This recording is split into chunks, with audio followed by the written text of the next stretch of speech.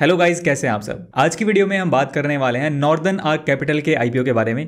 यह आईपीओ 16 सितंबर से 19 सितंबर तक ओपन रहने वाला है अप्लाई करने के लिए। अब आज इस आईपीओ का सेकंड डे है और आने वाले 2 दिन तक ये और ओपन रहने वाला है और ऑलरेडी ये रिटेल कैटेगरी में 10 टाइम से ज्यादा ओवर सब्सक्राइब हो गया, यानी शुरुआत से ही इस आईपीओ में भी हमें अच्छी डिमांड देखने को मिल रही है। तो इस वीडियो में हम सबसे पहले इसके ग्रे मार्केट प्रीमियम की बात करेंगे, उसके बाद कंपनी के आईपीओ की डिटेल्स, कंपनी क्या बिजनेस करती है, इस इंडस्ट्री में क्या फ्यूचर है, कंपनी के की फाइनेंशियल्स अच्छे से डिस्कस करेंगे और मेरा क्या ओपिनियन रहने वाला है अप्लाई करना चाहिए नहीं, लास्ट में इसकी बात करेंगे, इसलिए वीडियो को पूरा देखिएगा। सबसे पहले अगर हम इसके ग्रे मार्केट प्रीमियम की बात करें तो इसका करंट जीएमपी 200 के अराउंड चल रहा है, यानी करीब 75% का एस्टिमेटेड लिस्टिंग गेन हमें इसमें देखने को मिल सकता है। यानी अगर एक लॉट के हिसाब से बात करें तो करीब 11,000 रुपए तक का फायदा देखने को मिल सकता है अंदाजा। मतलब ये सिर्फ अंदाजा लगाया जा रहा है करंट जीएमपी के हिसाब से, जीएमपी चेंज भी होता रहता है, इस चीज का भी आपको ध्यान रखना है। कंपनी के बिजनेस के बारे में बात करें तो नॉर्दर्न आर्क कैपिटल लिमिटेड 2009 में स्टार्ट हुई थी। ये एक फाइनेंशियल सर्विसेज प्लेटफॉर्म है जो कि छोटे बिजनेसेस या जिन हाउस होल्ड्स के पास ज़्यादा रिसोर्सेज वगैरह नहीं होते हैं उनको ये लोन प्रोवाइड करने का काम करते हैं।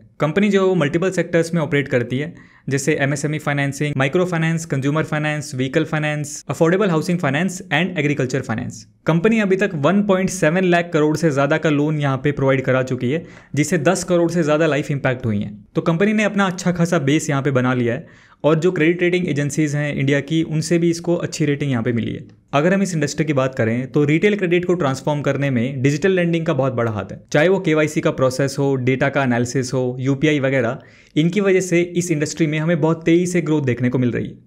नाउ चलिए हम क्विकली अब इस आईपीओ की डिटेल्स की बात कर लेते हैं। आईपीओ का प्राइस बैंड यहाँ पे 249 से 263 रुपीज पर शेयर का रखा गया है। टोटल इशू साइज यहाँ पे 777 करोड़ का है, जिसमें से फ्रेश इशू 500 करोड़ का है और ऑफर फॉर सेल यहाँ पे 277 करोड़ का रखा गया है। ये चीज़ अच्छी लगेगी, ऑफर फॉर सेल कम रखा गया है, यानी ज़्यादा पैसा आईपीओ का कंपनी के पास जाएगा। एक लॉट में यहाँ पे 57 शेयर्स रखे गए हैं, यानी आपको करीब 14,991 रुपए मिनिमम पे करने पड़ेंगे इस आईपीओ में अप्लाई करने के लिए। आईपीओ की जो टाइमलाइन होने वाली है उसको आप यहाँ पे स्क्रीन पे देख सकते हैं। 24 सितंबर को इस आईपीओ की लिस्टिंग होगी और आप 19 सितंबर शाम 5 बजे तक इस आईपीओ में अप्लाई कर सकते हैं। इस आईपीओ इशू के ऑब्जेक्टिव की बात करें तो कंपनी जो फ्रेश इशू से पैसा उठाएगी तो इस पैसे का यूज कंपनी जो लोन वगैरह देती है उसकी कैपिटल रिक्वायरमेंट को पूरा करने के लिए इस फंड का यूज यहाँ पे किया जाएगा।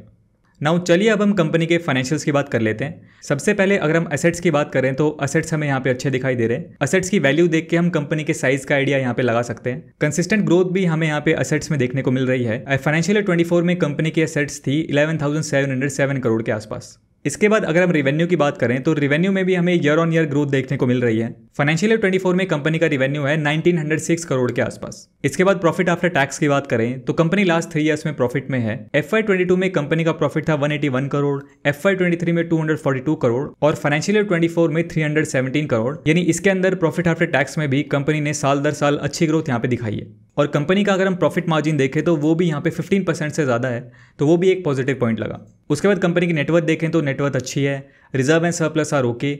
नाउ आगे टोटल बोरोइंग की बात करें तो कंपनी पे डेट भी यहाँ पे बहुत अच्छा खासा है। लेकिन देखिए जो फाइनेंस की जो कंपनीज होती हैं उनका बिजनेस मॉडल इसी तरीके से वर्क करता है, एक जगह से वो लोन लेके आगे डिस्ट्रीब्यूट करते हैं। तो ये वाला जो फैक्टर है डेट का, इसको हमें पर्टिकुलरली इस इंडस्ट्री में इतना ज़्यादा इंपॉर्टेंस नहीं देना चाहिए। जैसे हमने बजाज हाउसिंग फाइनेंस में भी देखा था कि उनके फाइनेंसिस में भी हमें अच्छा खासा डेट यहाँ पे देखने को मिला था। नाउ आगे अगर हम इसके की परफॉर्मेंस इंडिकेटर्स की बात करें तो सबसे पहले यहाँ पे आता है डेट टू इक्विटी रेशियो, जो है इसका 3.9। नाउ जैसे हमने बात की कि डेट पर्टिकुलरली इस इंडस्ट्री में हमें इतना इंपॉर्टेंस नहीं देना चाहिए। हालांकि जो डेट टू इक्विटी रेशियो होता है वो मेरे हिसाब से 0.5 से कम होना चाहिए, तभी अच्छा माना जाता है। बट इस पर्टिकुलर इंडस्ट्री के लिए हम इस मैट्रिक को थोड़ा सा यहाँ पे छोड़ सकते हैं, हालांकि रिस्क तो फिर भी इसमें होता ही है। उसके बाद RONW यानी रिटर्न ऑन नेटवर्थ देखें तो वो है 13.3%। जनरली ये मैट्रिक 15% से ज़्यादा हो तो अच्छा माना जाता है, हालांकि 15% से बहुत ज़्यादा कम नहीं है, बट ठीक ठीक हम कह सकते हैं। इसके बाद अगर हम कंपनी की P यानी प्राइस टू अर्निंग रेशियो देखें तो वो है यहाँ पे 11.78, यानी कंपनी की जो वैल्यूएशन है वो यहाँ पे अच्छी की गई है। अगर हम इसके पीयर कंपनी से भी कंपेयर करें जो इस इंडस्ट्री में दूसरी कंपनीज हैं, उनमें भी जो इसका PE रेशियो है वो यहाँ पे लोअर साइड में ही आता है, तो ये भी एक मुझे पॉजिटिव पॉइंट लगा। नाउ चलिए अब कंक्लूजन की बात करते हैं कि इस आईपीओ में अप्लाई करना चाहिए या नहीं। लेकिन उससे पहले आपसे रिक्वेस्ट करना चाहूंगा कि अगर आपने हमें अभी तक टेलीग्राम पे फॉलो नहीं किया तो फॉलो कर लीजिए। वहां पे आपको आईपीओ एंड फाइनेंस रिलेटेड इस तरह के अपडेट्स मिलते रहते हैं, लिंक आपको वीडियो के डिस्क्रिप्शन में मिल जाएगा। नाउ मैं अपना ओपिनियन शेयर कर देता हूं, बट अप्लाई करना है या नहीं ये आपको खुद का डिसीजन लेना है, आपको खुद का रिसर्च भी यहाँ पे करना है। ये वीडियो सिर्फ एजुकेशन पर्पस के लिए, कोई रिकमेंडेशन नहीं है मेरा।